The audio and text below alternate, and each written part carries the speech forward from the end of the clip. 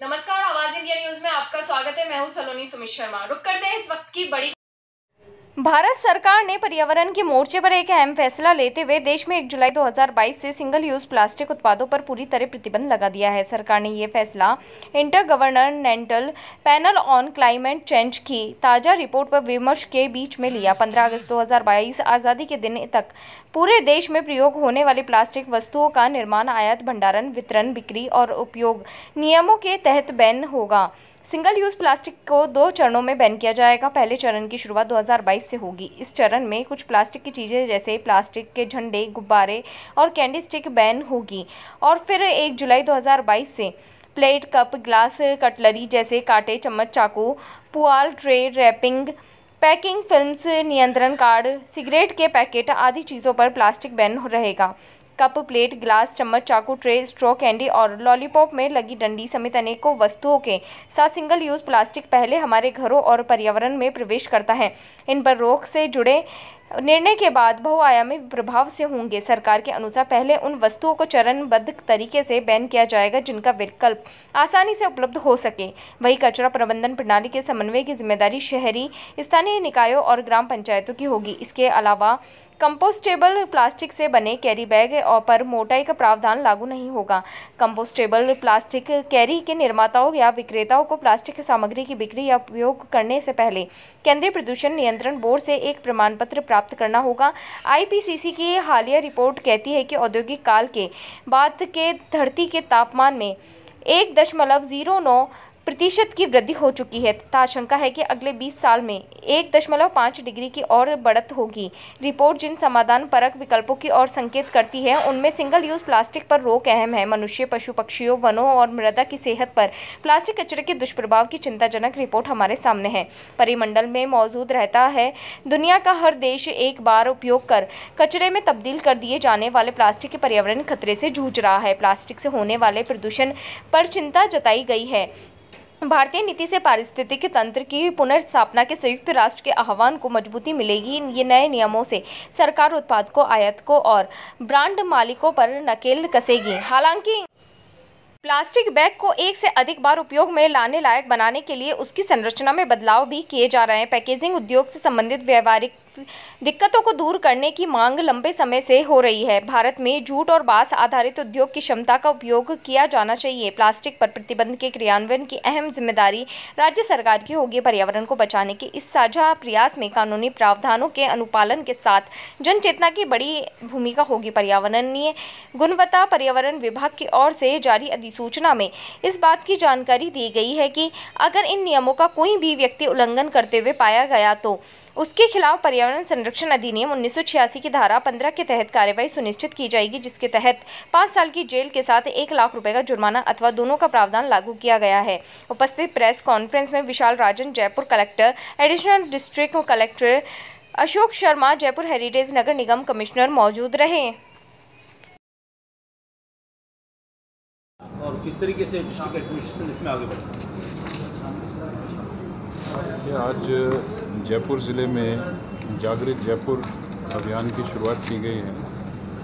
आप सभी जानते हैं कि 1 जुलाई 2022 से पूरे देश में सिंगल यूज़ प्लास्टिक को बैन किया गया है under the environment protection act. तो लीगल मैंडेट तो हमारे पास है, परंतु जो जन जागृति अवेयरनेस का कंपोनेंट है और एनफोर्समेंट का कंपोनेंट है, उसके लिए ये अभियान शुरू किया गया है जयपुर में। इसके 5 कंपोनेंट्स रखे गए हैं। एजुकेशन, जिसके तहत सभी लोगों में जन में जागृति लाने का प्रयास किया जाएगा। स्कूली बच्चों को, कॉलेज के बच्चों को, युवाओं को, NGOs को, सेल्फ हेल्प ग्रुप्स को, रिलीजियस ऑर्गेनाइजेशंस को, इन सब लोगों को इसमें जोड़ के जागृति लाके ताकि प्लास्टिक के नुकसान के बारे में लोग सेंसिटाइज हों और स्वेच्छा से प्लास्टिक को धीरे धीरे छोड़ें और उसके विकल्प की ओर जाएं।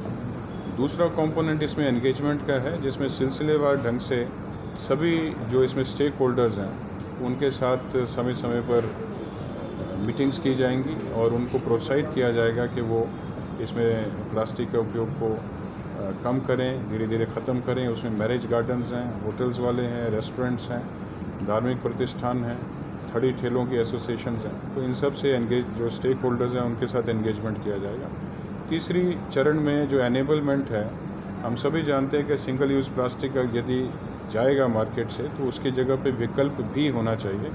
तो विकल्प जो है उसमें कैरी बैग्स जो हैं वो प्लास्टिक की जगह पे कपड़े के बने, कागज़ के बने, कंपोस्टेबल के बने, रीयूजेबल के बने। उसके लिए जो उसकी सप्लाई बढ़ाने की ज़रूरत पड़ेगी, तो उसके लिए जो एंटरप्रेन्योर्स हैं और जो इंडस्ट्रियलिस्ट हैं उनको हम प्रोत्साहित करेंगे। हमारा टारगेट है कि अगले 4 महीने में हम मिनिमम 10 ऐसे यूनिट्स स्थापित करने में आगे अग्रसर हो सकें। ऑलरेडी राज्य सरकार की इसमें IM शक्ति और लघु उद्यमी प्रोत्साहन योजना चल रही है, जिसमें बहुत कम ब्याज पे लोन दिया जाता है। तो जो एंटरप्रेन्योर्स हैं और युवा उद्यमी हैं उनको हम प्रेरित करेंगे कि इसमें आगे बढ़ के रिसाइक्लेबल यूनिट्स की और एस्टेब्लिशमेंट की ओर कार्य करें। चौथे चरण में हम जो SUP फ्री प्रतिष्ठान घोषित होंगे उनको हम प्रोत्साहित करेंगे, उनकी सर्टिफिकेशन करेंगे और जो SUP फ्री होंगे उनको प्रोत्साहित किया जाएगा, उनको प्रशस्ति प्रमाण पत्र दिया जाएगा। और 5वां जो E है वो है एनफोर्समेंट, जिसमें नगर निगम, राजस्थान पोल्यूशन कंट्रोल बोर्ड और संबंधित विभाग जो हैं समय समय पर ड्राइव चलाकर जो प्लास्टिक की पूरी चेन है, जिसमें होलसेलर है, रिटेलर है, फैक्ट्रीज़ हैं, हमें उद्बोधन देकर करवाते हैं। धन्यवाद।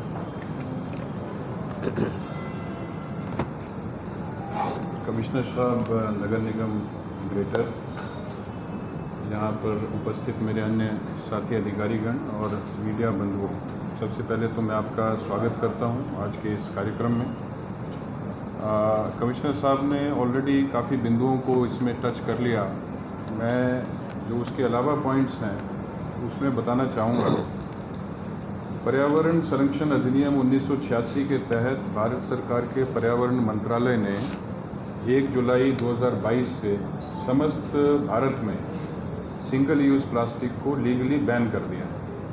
तो लीगली मैंडेट तो है हमारे पास, परंतु जो जागृति की बात है, जन जन कामयाब हों, जहां जिला प्रशासन काफ़ी सक्रियता से इसमें आगे बढ़ रहा है।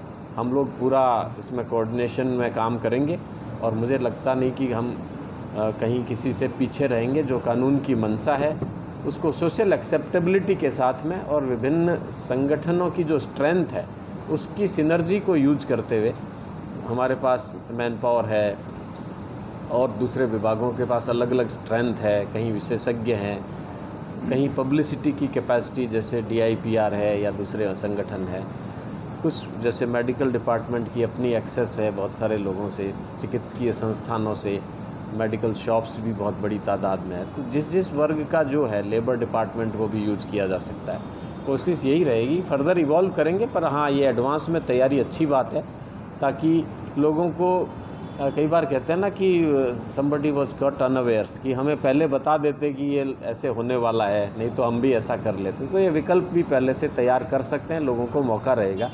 तो सभी के साथ मिलकर कोशिश रहेगी कि इस अभियान को, कानून की मंशा को और सच में जीवन के हित में और पृथ्वी और एनवायरनमेंट के हित में इसको आगे बढ़ा सकें। Thank you.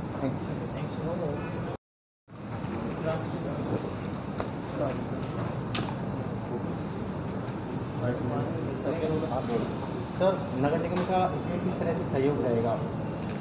देखिए, नगर निगम आम जन से बहुत सारे डायमेंशंस में जुड़ा हुआ है।